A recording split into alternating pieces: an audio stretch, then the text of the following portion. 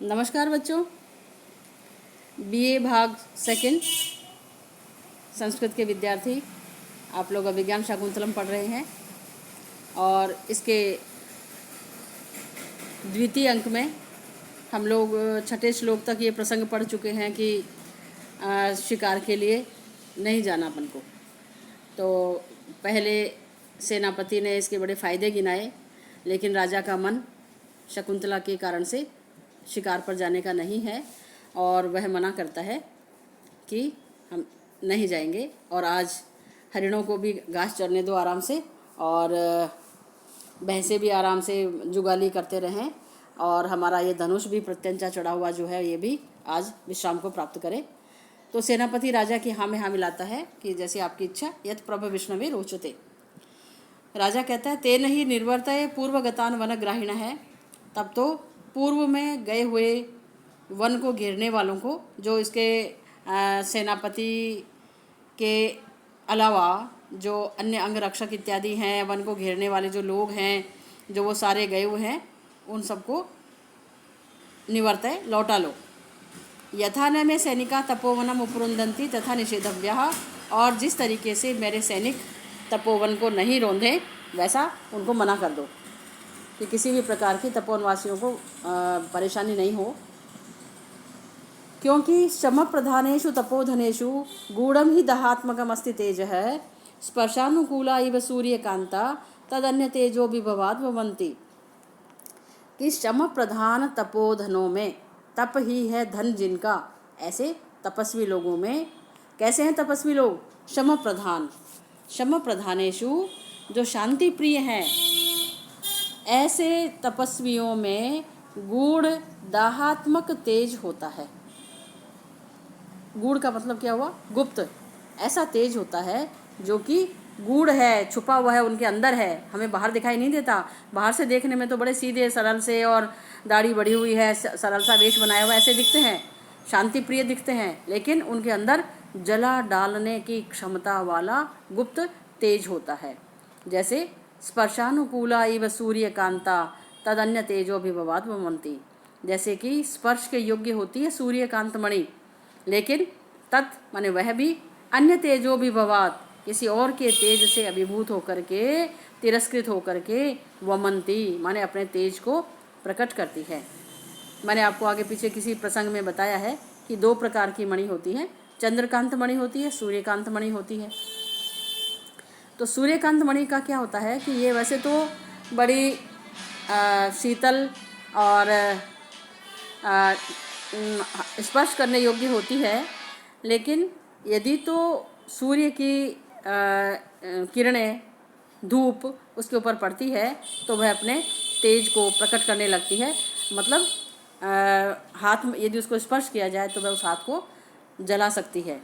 तो ऐसे ये बड़े सीधे सीधे से लगते हैं, लेकिन यदि तो इनको किसी प्रकार की पीड़ा पहुंचेगी तो ये हमें जला डालने की क्षमता रखते हैं, नष्ट करने की क्षमता रखते हैं।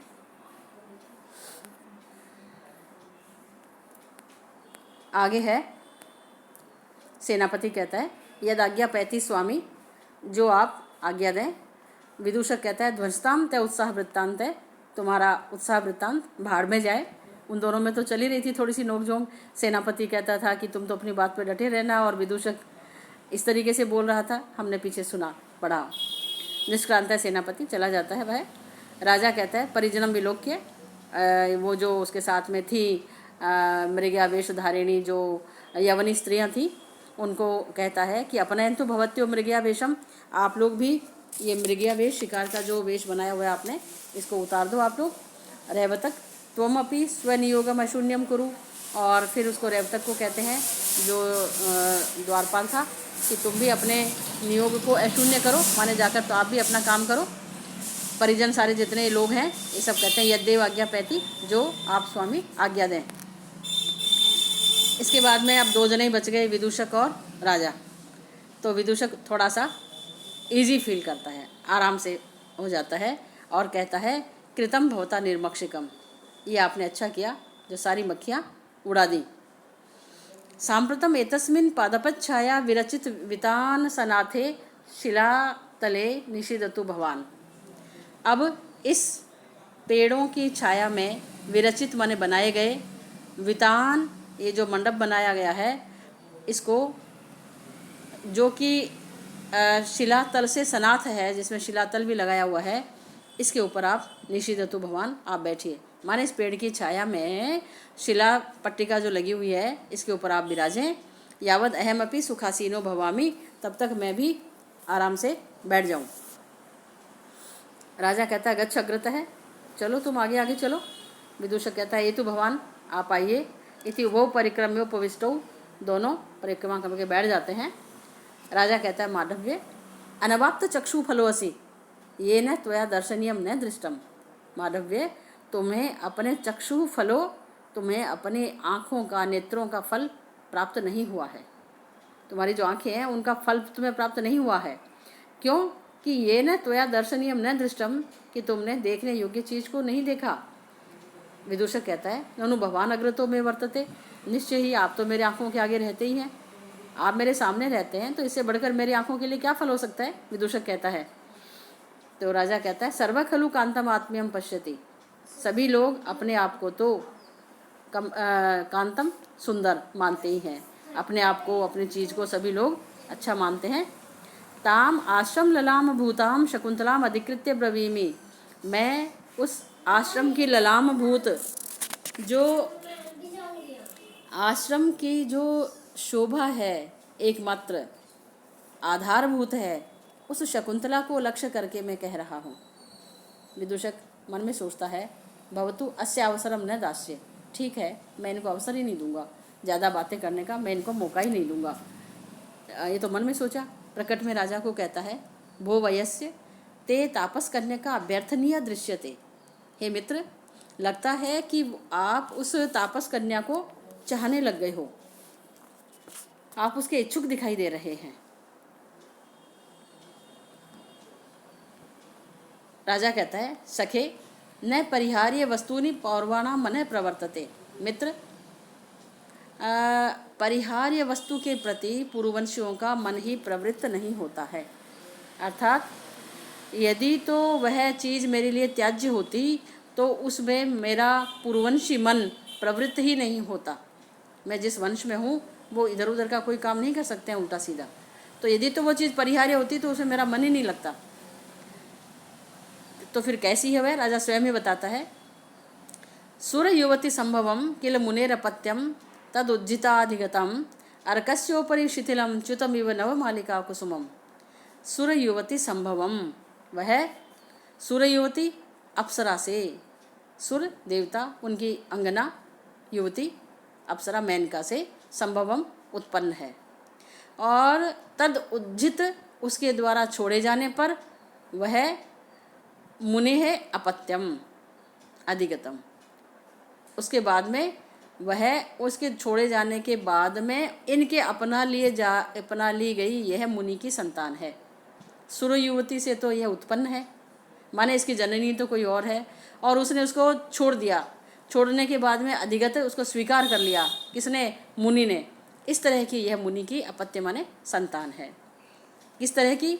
अर्कस्य ऊपरी शिथिलम च्युतमिव नवमालिका कुसुमम, जिस तरह से आग के ऊपर शिथिल होकर के च्युत माने गिरा हुआ हो नवमालिका का, चमेली का, कुसुम माने पुष्प, अर्थात नवमालिका की लता है और उसके ऊपर से पुष्प गिर करके कहाँ पड़ा? अर्क के ऊपर। आक नामक जो पौधा होता है उस पौधे के ऊपर वह फूल पड़ा। तो है किसका? इसकी जननी तो कौन है? नवमालिका, चमेली की लता, और वहाँ से वह फूल गिर करके किसके ऊपर पड़ा? अर्क के ऊपर। तो अर्क का फूल थोड़ी है वह, अरियो मानो तो कि भाई अर्क के ऊपर पड़ा हुआ था तो वह अर्क का फूल है। तो इसी तरह से यह देवांगना से मेनका से उत्पन्न है, और उसके द्वारा छोड़ दिए जाने पर और ऋषि के द्वारा अपनाई हुई यह मुनि की संतान है। जिस तरह से कि नवमालिका का पुष्प जो है वह अपने वृंत से अलग होकर के आग पर गिरा हुआ हो।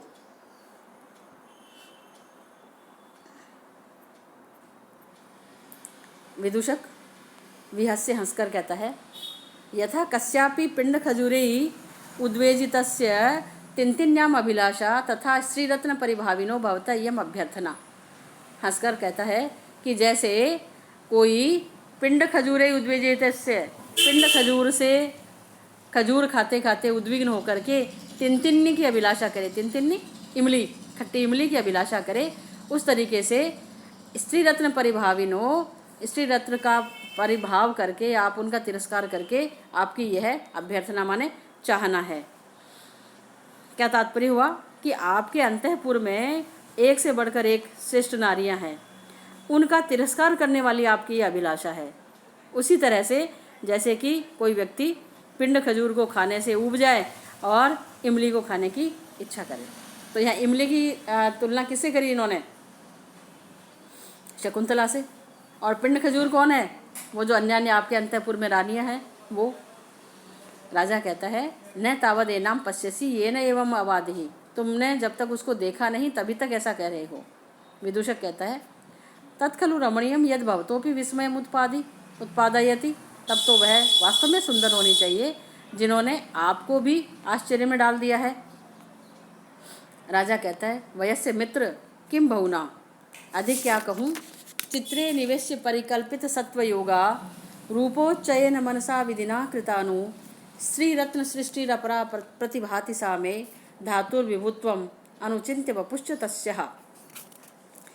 कि धातु विभुत्वम, विधाता के सामर्थ्य और उस शकुंतला के शरीर पर अनुचिन्त्य माने विचार करके वह मुझे इस प्रकार की प्रतीत होती है, प्रतिभाति सा में वह मुझे इस प्रकार की प्रतीत होती है जैसे कि ब्रह्मा के द्वारा चित्रे निवेश्य परिकल्पित सत्वयोगा, कि चित्र फलक पर रखकर उसमें प्राणों का संचार विधाता ने किया होगा।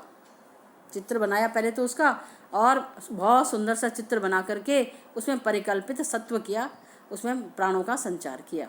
या फिर रूपोच्चयन, रूपों के खजाने से पूरे मनोयोग से सौंदर्य समूह को इकट्ठा किया और उसको बड़े मन से विधि के द्वारा, ब्रह्मा के द्वारा कृता बनाई गई। नु माने अथवा रूप के खजाने से बड़े मन से विधाता ने उसको बनाया होगा।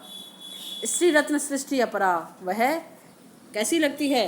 अपरा, विलक्षण स्त्री रत्न की रचना मुझे प्रतीत होती है। ऐसी स्त्री रत्न, स्त्रियों में रत्न है वह, जैसी कोई दूसरी बनी ही नहीं, ऐसी वह मुझे प्रतीत होती है।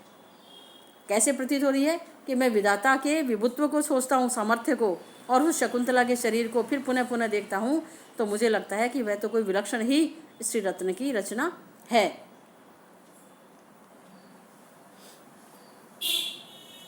विदूषक कहता है यद्देवं प्रत्यादेश इदानीम रूपवती नाम, यदि ऐसी बात है तब तो उसने रूपवती स्त्रियों का तिरस्कार कर दिया है। राजा कहता है इदम च मे मनसी वर्तते, और मेरे मन में तो ये बात है कि अनाघ्रातम पुष्पम किसलयम अलूनम कर रुहेई रनाविद्धम रत्नम मधु नवम अनास्वादित रसम अखंडम पुण्यानाम फलमेव च तद्रूपम अनघम न जाने भोक्तारम कम्य समुपस्थास्यति विधि ही। कि वह शकुंतला कैसी है कि अनाघ्रात पुष्प, अनाघ्रात बिना सूंघा गया जैसे फूल हो, ऐसा फूल है जो खिला है अपनी शाखा के ऊपर, जिसका किसी ने सूंघा नहीं है, जिसको किसी ने। किसलयम अलूनम कर रुहेई, और कर रुहेई हाथों के अग्रभाग से, उंगलियों का जो अग्रभाग होता है उनसे बिना तोड़ा गया किसलय हो, जिसको लूना नहीं गया, तोड़ा नहीं गया है, ऐसा किसलय है। किसलय कैसे कहते हैं? नई कोंपल को। कर रुहेई हाथों के अग्रभाग से, उंगलियों के भी अग्रभाग से नहीं तोड़ा गया जैसे किसलय हो।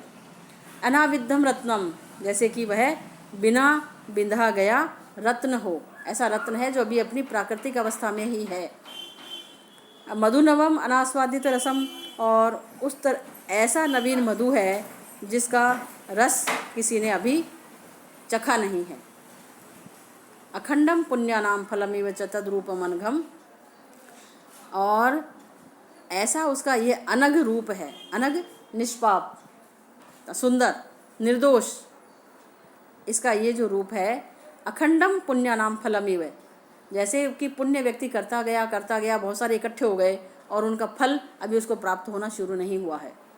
क्या होता है बच्चों कि हम लोग जैसे भी कर्म करते हैं तो उन कर्मों में से कुछ का फल तो हमें प्राप्त होता रहता है और कुछ का फल जो है वो संचित होता रहता है। अच्छे कर्म किए हैं तो फिर उनका अच्छा फल मिलता है, बुरे कर्म किए हैं तो उनका बुरा फल मिलता है। यहाँ पर क्या है कि ऐसे कर्म तो करते गए, पुण्य कर्म करते गए, लेकिन उनका फल किसी ने अभी भोगा नहीं है, उस व्यक्ति ने जिसने कर्म किए हैं। तो अखंड पुण्यों के फल की तरह से उसका यह अनग रूप है। न जाने भोक्तारम कमे समुपस्तास्यति विधि ही, न जाने विधि माने विधाता ने उस रूप को भोगने वाला किसको बनाया है, उपभोग करने वाला विधाता उसको किसको प्रस्तुत करेगा, यह न जाने, यह मैं नहीं जानता हूँ। तो बच्चों, मैं सोचती हूँ कि आप लोगों के लिए इतना बहुत है, और ये नए तरीके से मैंने सोचा है कि आप लोगों के सामने ही पुस्तक रहे और मेरी आवाज़ आपको सुन रही होगी। जैसा मैंने आपको पहले भी कहा कि कोई भी प्रश्न हो आप लोगों का, कोई भी जिज्ञासा हो, कोई सा श्लोक समझ में नहीं आ रहा हो या किसी और प्रकार की आपको बात पूछनी हो मुझसे, आप निसंकोच मुझसे पूछ सकते हैं। धन्यवाद।